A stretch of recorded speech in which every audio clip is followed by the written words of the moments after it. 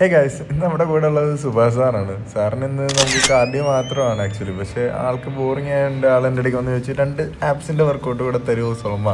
അപ്പോൾ ഞാൻ പറഞ്ഞു പിന്നെന്താ, നമുക്ക് ആപ്സിൻ്റെ വർക്കൗട്ട് ആക്കണ്ട, ഇന്ന് കാർഡിയോ കൂടെ ആപ്സിലൂടെ ഒക്കെ ചെയ്യാം. നമുക്കിന്ന് ട്വിസ്റ്റിങ് ഫങ്ഷണൽ കോർ എക്സസൈസുകൾ ചെയ്യാം, കുറച്ചും കൂടെ അത്ലറ്റിക് ആയിട്ട് ചെയ്യാമെന്ന് പറഞ്ഞു. ആൾക്ക് ആദ്യം ഒന്നും മനസ്സിലായില്ല, പിന്നെ പിന്നെ പുള്ളിക്ക് ശരിക്കും മനസ്സിലായി തുടങ്ങി. അതിൻ്റെ കുറച്ച് വിഷ്വൽസും കാര്യങ്ങളൊക്കെയാണ് ഈ കാണുന്നത്. അപ്പം നമ്മൾ നോക്കാൻ പോകുന്നത് എന്താണ് ഈ ട്വിസ്റ്റിംഗ് കോർ എക്സസൈസുകളുടെ ബെനിഫിറ്റ്.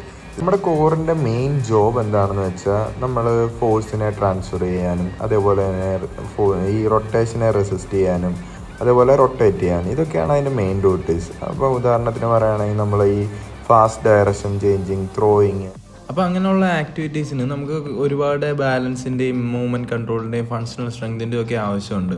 സോ നമ്മൾ ക്രഞ്ചസ് പോലുള്ള മാത്രം എക്സസൈസ് ചെയ്ത് കഴിഞ്ഞാൽ അത് മോസ്റ്റ്ലി സ്പൈനൽ ഫ്ലെക്ഷനെ ഹെൽപ്പ് ചെയ്യുന്ന നമ്മുടെ റെക്ടസ് അബ്ഡമിനീസിനെയൊക്കെയാണ് മോസ്റ്റ്ലി ടാർഗറ്റ് ചെയ്ത് ചെയ്യുന്നത്.